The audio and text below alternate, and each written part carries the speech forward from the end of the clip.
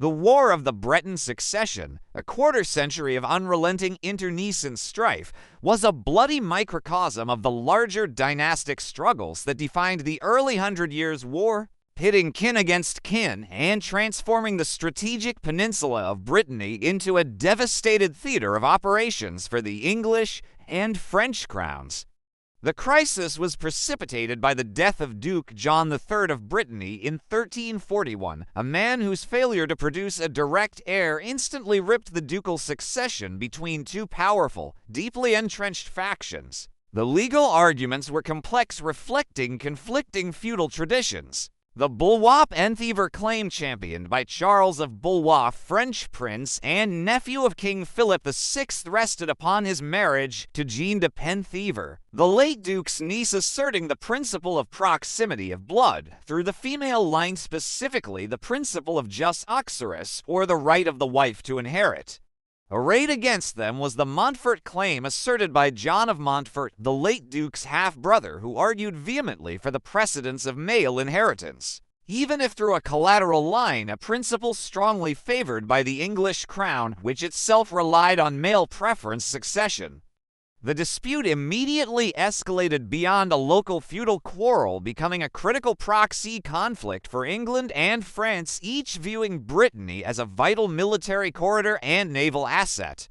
Control of Brittany's deep water ports was crucial for projecting naval power into the English Channel and the Bay of Biscay. Charles of Blois, deeply devout, almost ascetic, was the natural, unquestioning choice of the French king, who sought to maintain the duchy as a loyal bulwark against English incursions. While John of Montfort, recognizing the necessity of foreign patronage, swiftly swore homage to Edward III of England, securing English men-at-arms and financial backing in exchange for future fealty, thus pulling Brittany explicitly into the vortex of the larger Hundred Years' War. Montfort moved with audacious speed in the initial months, seizing the ducal treasury and securing key strategic cities, including the capital, Nantes, before the French could fully mobilize.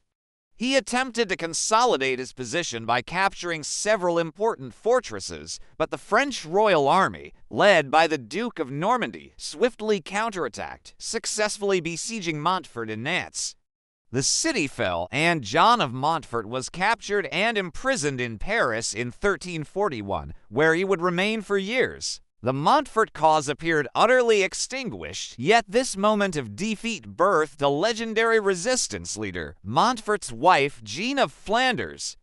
A woman of extraordinary courage and martial prowess, she became known as the Tigress for her sheer ferocity and absolute refusal to submit.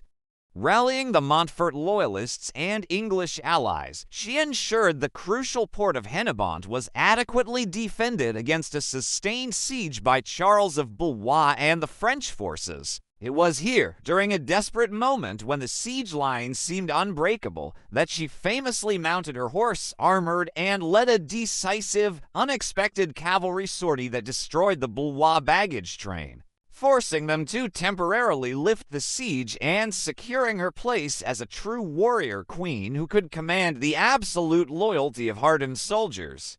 Her subsequent journey to England to successfully petition Edward III for greater military aid, and her return fighting her way through Blois-controlled territory to the crucial port of Brest, constantly ensured the flow of English support that kept the Montfort campaign viable even with her husband in prison. The war's early major engagement, the Battle of Morlaix in 1342, saw the English forces gain a significant early advantage, showcasing the tactical superiority of English longbowmen against the French heavy cavalry, foreshadowing the great battles to come in the Hundred Years' War. The war swiftly devolved into a series of brutal, prolonged sieges and scorched earth campaigning, shattering the chivalric pretenses of earlier medieval conflicts and forcing the French and English to continually reinforce their proxies. The English forces, under seasoned commanders like Sir Walter Manny, used Brittany as a strategic anvil, trading their military support for control of valuable towns like Vannes, which changed hands repeatedly in a devastating cycle of assault and counter-assault. This period, particularly after the temporary truce of Malestroit in 1343, a truce frequently violated but necessitated by the mounting economic cost, established a grim pattern. The fighting was characterized by extreme cruelty, the widespread use of large rapacious companies of professional mercenaries, and a devastating indifference to the suffering of the Breton peasantry. These free companies specialized in the chevauchée, or devastating raid, living off the land, extorting ransoms, and leaving the countryside economically ruined. The conflict was not confined to Brittany. The fate of the duchy was inextricably tied to the great events of the 100 Years' War. English victories at Crécy in 1346 and the subsequent capture of Calais severely curtailed France's ability to commit major resources to Charles of Blois, making the English-backed Montforts increasingly resilient, especially when the devastating Black Death swept through Europe starting in 1347, temporarily halting major campaigns, but leaving Brittany economically ravaged and politically desperate, intensifying the reliance on foreign military leadership. During this grim period, John of Montfort died in captivity in 1345, passing his disputed torch to his young son, the future John IV. While the Blois cause was sustained not only by Charles of Blois, but also by the relentless political and financial maneuvering of his wife, Jeanne de Penthièvre, who tirelessly raised funds, secured supplies, and negotiated with the French crown on behalf of her husband, proving to be as politically adept as Jeanne of Flanders was militarily brave. However, as the war dragged into the 1350s, the true star of the French Blois faction emerged in Bertrand du Guesclin. A Bretonite of modest birth, but immense tactical genius, du Guesclin exemplified the shift away from high feudalism toward military professionalism. He elevated the use of deception, ambush, and methodical siege warfare, proving himself a master of pragmatic warfare against the English. He was the antithesis of the grand set-piece chivalric commander, excelling instead at leading swift, effective skirmishes and employing ruthless but necessary tactics against the English and their mercenary allies, gradually becoming the most feared and respected commander in the region. His repeated capture and subsequent ransoms illustrate the massive financial burden of the war.